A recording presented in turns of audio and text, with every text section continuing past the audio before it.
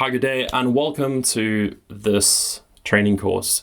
We're going to be going through how to build a high-performance PPC agency. I'm going to be unpacking a lot of my experience from the last 7 years.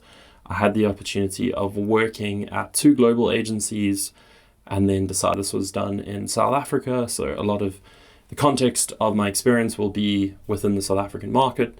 However, a lot of the principles will apply to a global agency working in other markets. So really excited to unpack this. Hopefully there'll be some learnings and you can avoid some of the mistakes that are made time and time again, hence putting this together. A little bit around my background so you know who you're speaking to. My name is Andrew Block. I am now the founder of ClickTrain. Previously was the founder of Kayomi, an SEO and PPC agency. Prior to that, I got a degree in the social sciences. And I've always been interested in understanding the people aspect of running a business. The maximum team size that I got to was about 15 people within the agency.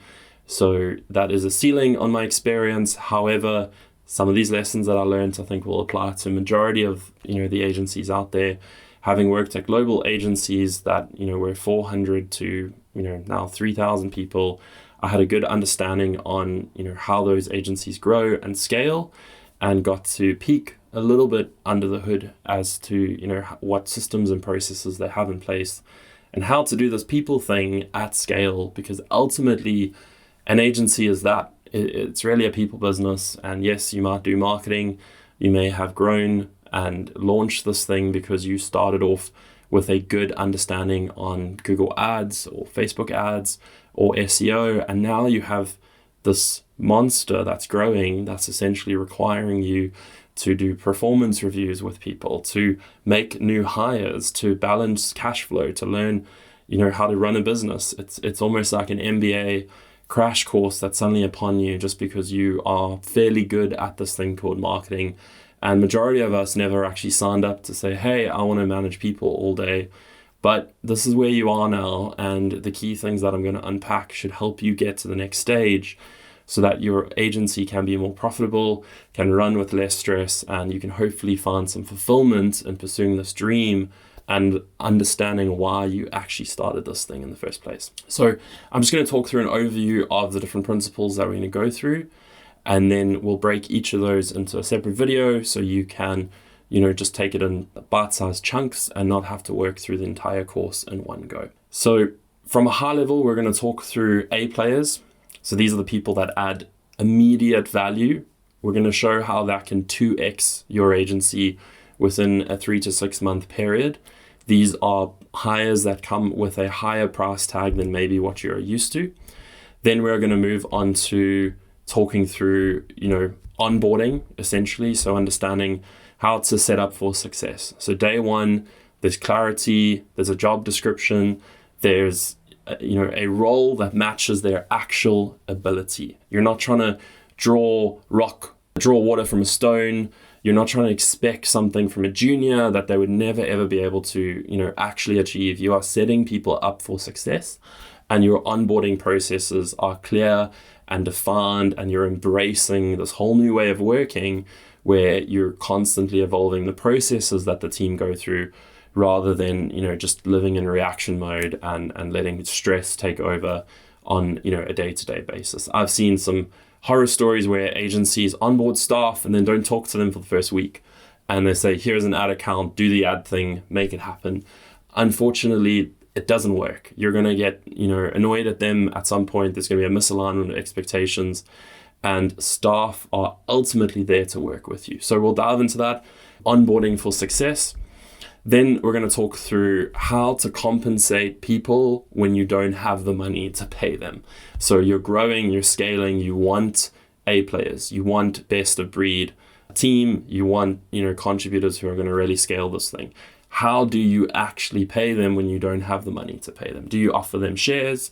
Do you put together a training program? How do you motivate them? Is it a profit share? What does that look like, and how to actually get them on board? Then we're going to talk through something very interesting, maybe slightly controversial, but it is the feedback loop. How to give feedback, how to embrace a culture of feedback, and how to make sure that honesty, transparency, and integrity are key values within the agency environment.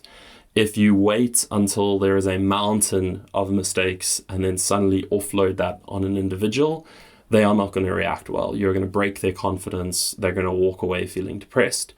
And through this, that specific module, we'll be able to help you understand possibly a better way to give feedback. It's not necessarily how you think. We all know the sandwich, one, give something good, give something bad, give something good. There's downsides to that. It's good, it works, and hopefully we're going to explore some better ways to do it, and you'll be able to find something that suits you.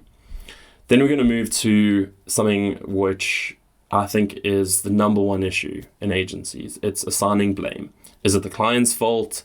Is it the new hire's fault? Who's ultimately to blame when things go wrong? Assigning clear lines of responsibility and knowing where your job starts and your job ends and the client's role starts and the client roles end is really helpful. If you want to have a conversation as a mature adult with other adults in a meeting and not have people act like less than that, you need to have very clear lines of responsibility. It doesn't mean you need to take responsibility for everything. Not everything is your responsibility. If a client's site is, the website's slow or the landing pages are not converting, there are clear boundary lines of saying this is where our job ends, this is where, your job starts, and making sure that clients don't just pay you and then delegate all their problems, within their business. Having a mature conversation around that really ensures that you are set up for success. And, just some client management tips, I think, that help, the team understand their role from there. Then when to hire a B team player. Now, these should not be your first hires. Do a lot of hiring, and ClickTrain now is very focused on the recruitment piece, because I feel that's such a key lever to getting an agency to the next, stage. And I feel like I can add a lot of value there, hence this course and other things that I'm doing. But hiring based on the budget that you have when you're starting is not always a good idea. Majority of the time, I haven't seen it work. So we're going to unpack that in the module, but it's essentially when to hire a B team player. There are moments in time. There are specific circumstances within an ecosystem where it really makes sense. When you have, these other principles that we're talking through in place, you can hire a junior and they can be set up for success. But doing it prematurely and rushing based on the budgets you have and not the budgets that you will have, without good financial planning, you're going to make the wrong hire.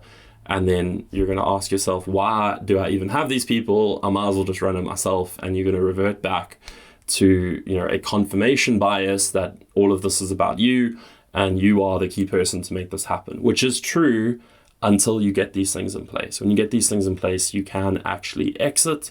And maybe I'll talk a little bit through that on my own story of how I managed to eventually exit the agency and hand over things by hiring key people who did come with a higher price tag than what most would be used to. Then we're going to talk through fractional talent.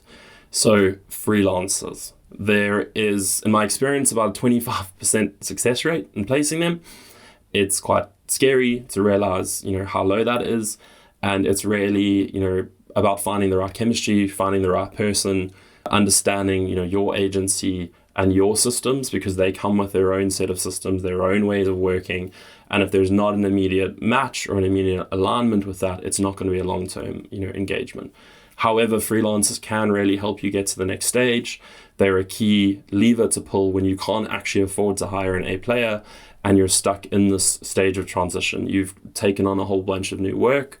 You're trying to scale up, and now you want to know, what do I do next? What do I do while I am waiting to make the next hire? What do I do to ensure that I have enough budget to make that next hire? And how do I scale back on the freelancers and then scale back on, the full-time talent? We'll dive a little bit into that, and possibly, maybe ClickTrain can help you, solve some of those issues. But as I said, it's not a exact science. There's a lot of back and forth in trying to find the right fractional talent.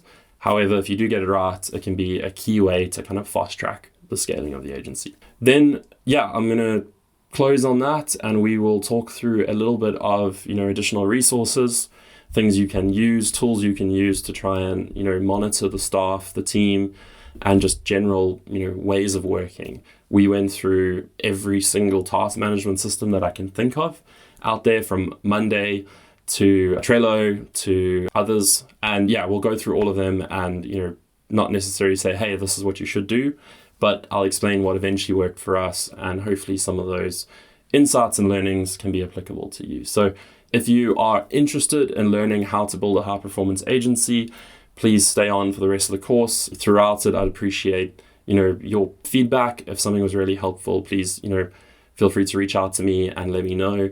Would love the feedback so I can constantly evolve and improve this course from there. But otherwise, thank you.